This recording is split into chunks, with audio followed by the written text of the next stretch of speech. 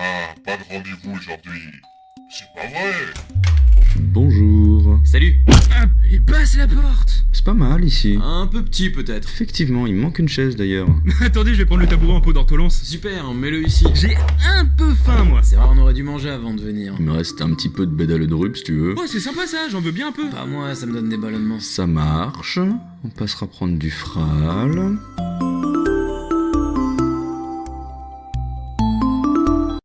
Bon, dites-moi, qu'est-ce qui vous amène ici? Ah, moi je sais pas. Mais si, on a des revendications. Ah oui, on revendique. T'écoutes vraiment. Oh, ça va. Mais vous revendiquez quoi? Notre droit de vote. Ouais, on veut voter. Ouais, c'est important ça, le vote. Mais votez pour quoi? Bah vous savez, l'Empire est tombé il y a quelques années, et un nouveau parti a été créé à partir de ce qui restait, le Premier Ordre. Je sais pas si vous en avez entendu parler. Oui, ça me dit vaguement quelque chose. Ouais voilà, et en ce moment c'est les primaires pour choisir un nouveau candidat. Ouais, vive Kylo Ren pour un monde plus humain.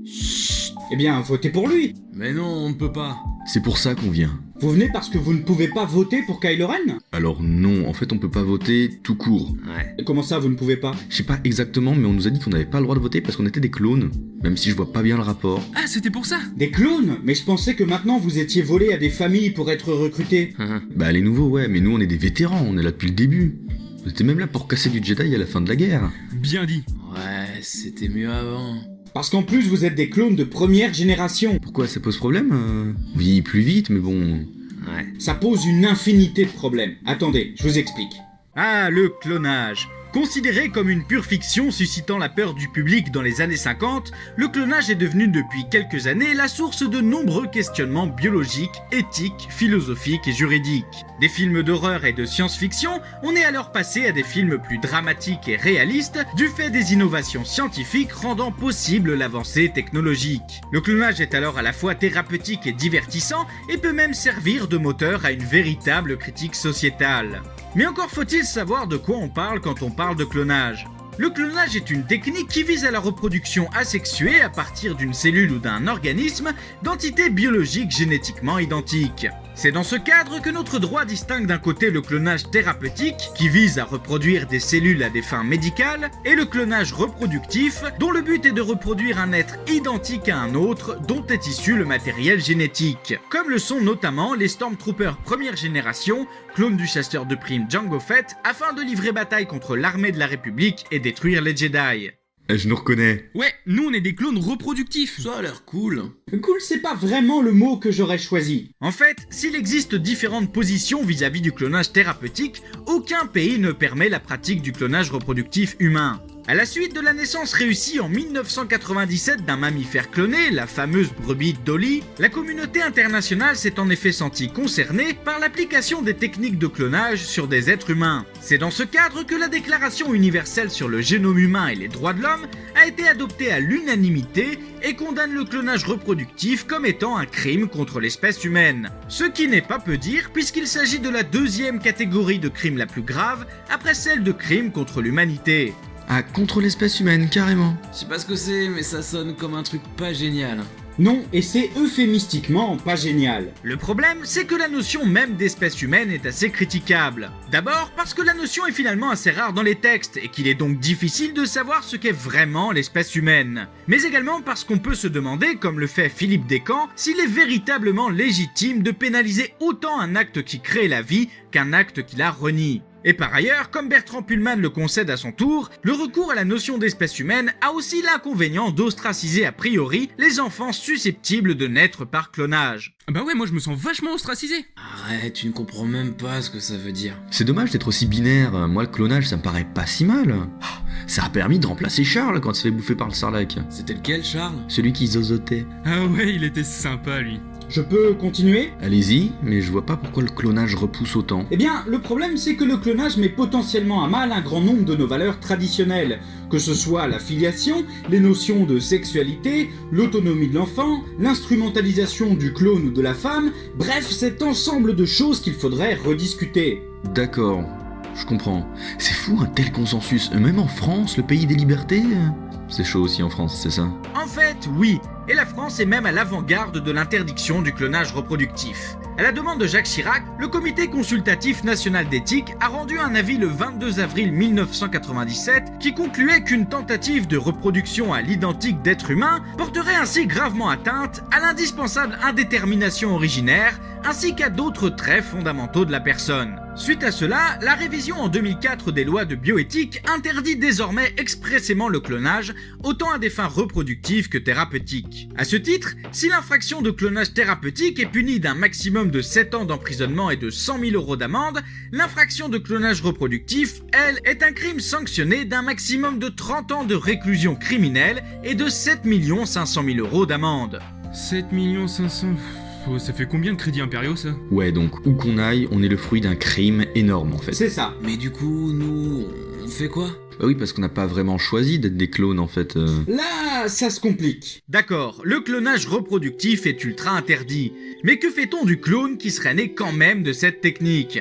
Comme nous l'avons vu dans l'épisode précédent que je vous invite à revoir, notre droit distingue le monde des personnes et le monde des choses. Pour être considéré comme une personne apte à se marier, payer son compte PS+, et même voter, on doit disposer de ce que l'on appelle la personnalité juridique. Or, tout être humain en dispose dès sa naissance, à condition qu'il soit né vivant et viable. Si le caractère d'être vivant est compréhensible... Vivant.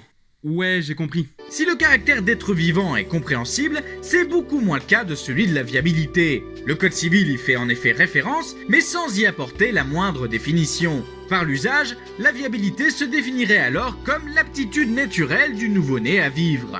Ok, là j'ai rien compris. En fait, jusqu'en 2008, des seuils de viabilité de l'enfant avaient été fixés par une circulaire du ministère de la Santé de 1993 qui reprenait des critères avancés par l'Organisation mondiale de la santé. Celle-ci retenait ainsi pour qu'un enfant soit viable 22 semaines d'aménorrhée ou un poids de 500 grammes. Mais le 6 février 2008, la Cour de cassation est revenue remettre du désordre en soulignant que ces conditions de viabilité n'étaient pas gravées dans le marbre, ici la loi, et qu'il ne s'agissait donc finalement que de cap ou de recommandations. Et cela peut se comprendre. Après tout, les progrès constants de la médecine nous prouvent que les seuils de viabilité peuvent et pourront être abaissés dans les années à venir et qu'on pourra permettre à des enfants très prématurés de vivre. C'est pourquoi ce critère très flou et finalement source d'une insécurité en droit disparaîtra peut-être avec le temps.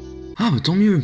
Ah ça ouais. Parce que nous on les a pas fait les 22 semaines d'aménorrhée. Hein. Comment ça ? On est né en cuve et notre conception a été, disons, un peu accélérée. Ça, ce n'est pas bien grave, parce que les deux conditions, les 22 semaines d'aménorrhée et le poids de 500 grammes, étaient de toute façon indépendantes. Ainsi, vous aviez probablement malgré tout dépassé le cap des 500 grammes.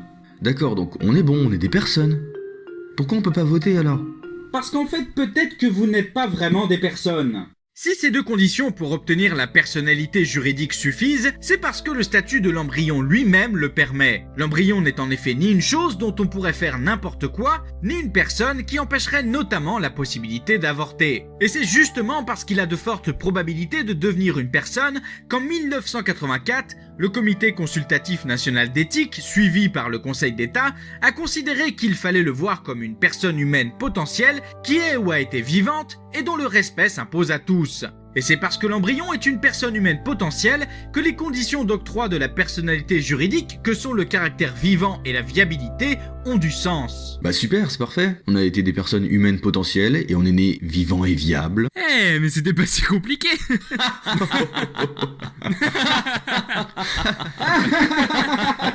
Ah là là.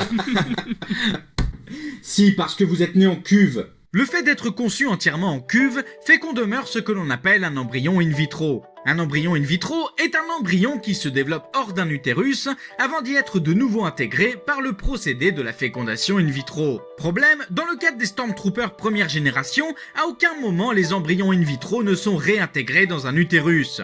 Or, le Conseil constitutionnel considère que le principe du respect de tout être humain dès le commencement de la vie n'est pas applicable aux embryons in vitro, qui ne bénéficient que de garanties spéciales, comme l'interdiction de la conception et l'utilisation d'un embryon à des fins commerciales ou industrielles. C'est marrant, ça ressemble vachement à notre cas ça aussi. On est encore plus interdit alors ? Oui, mais passons. Dès lors, la situation intermédiaire de l'embryon non encore implanté dans un utérus autorise à juger de sa valeur selon l'intention ou le projet que des personnes responsables déclarent entretenir à son égard. Ainsi, on l'estimera digne de respect s'il entre dans le cadre de ce que l'on appelle un projet parental. Dans le cas contraire, il est désormais possible depuis 2004 d'opérer de la recherche et même de détruire ces embryons in vitro s'ils ne font plus l'objet d'un projet parental. Est-ce qu'on peut vraiment retenir le projet parental de notre côté Le problème, c'est que la notion de projet parental, en dépit de son utilisation récurrente, est encore elle-même très floue. Et de toute façon, non, vous ne rentreriez pas dedans, on vous a créé pour servir une armée. Il aurait fallu confirmer avec Palpatine, ça. Et si on le nomme pas Patine, ça marche?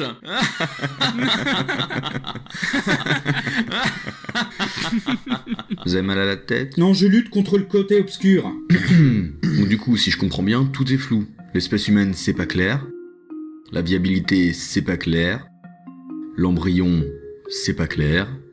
Et maintenant le projet parental... Du coup, nous, on n'est pas clair non plus. Exactement. Mais a priori, on n'est pas trop des personnes. Pas vraiment. Mais imaginez seulement un instant les implications que ça aurait dans notre droit si on vous considérait comme des personnes.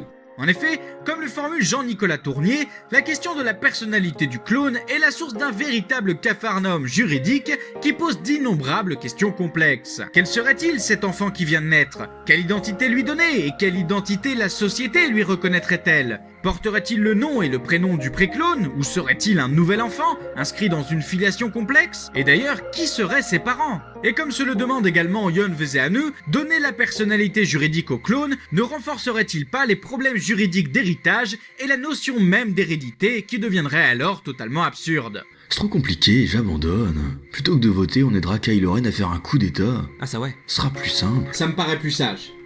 Mais vous voyez, la conclusion à tout ça, c'est que toutes ces réflexions sur la personnalité du clone vont déjà trop loin. Et ce, principalement, parce que le clonage reproductif n'est pas une réalité scientifique.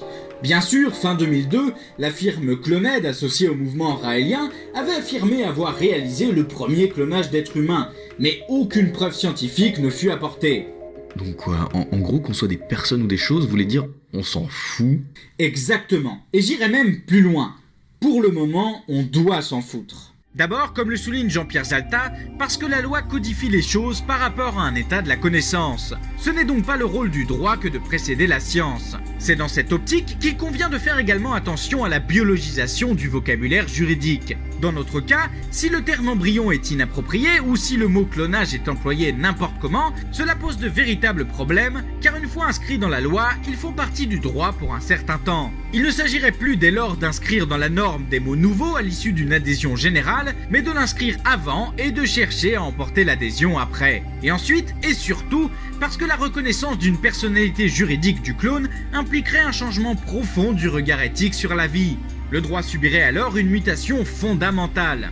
Lui qui a dû créer de nouveaux objets de droit dans l'histoire avec un seul sujet, l'homme, il devrait cette fois se créer de nouveaux sujets. La question du statut du clone pourrait ainsi bousculer fondamentalement le droit, non pas seulement dans son ontologie, mais encore dans sa dimension la plus pratique, poussant à redéfinir entièrement notre façon de penser les relations sociales.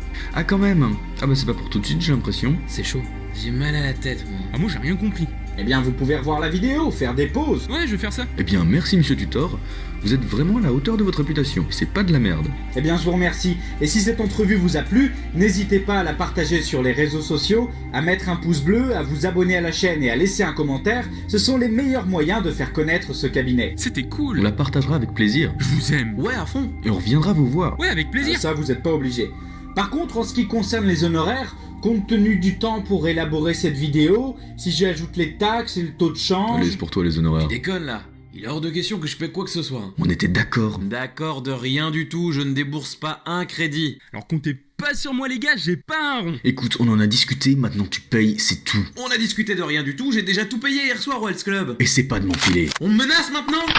On lève pas l'arme sur les camarades. Est-ce que t'es en train de pointer ton flingue sur moi? Tu sais même pas où se trouve la sécurité de l'arme. C'est ce qu'on va voir.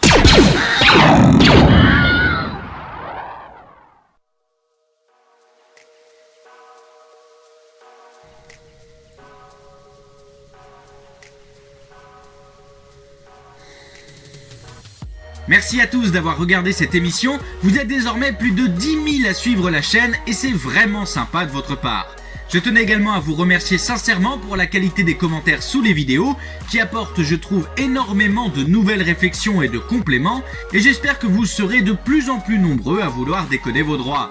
Alors n'hésitez pas à partager la chaîne si cette émission vous a plu. Ensuite, un gigantesque remerciement aux 3 Stormtroopers qui m'ont aidé en un temps record, dont je vous invite à découvrir les chaînes si vous ne les connaissez pas déjà, que ce soit le Topinambour qui fait des tops complètement barrés, qui confine parfois au non-sens le plus complet, Oh, pardon. ce qui en fait totalement un incontournable, et l'Icarion et sa voix suave, Sérieux? qui réalise des critiques d'œuvres culturelles qui se regardent, et le ton est vraiment top. Merci également à Tsub, qui ne devrait pas tarder à ouvrir sa chaîne YouTube, que vous pourrez retrouver à ce moment-là dans la description. Ah ouais? Encore merci à vous d'être de plus en plus nombreux, et en attendant la prochaine émission, à bientôt pour décoder vos droits.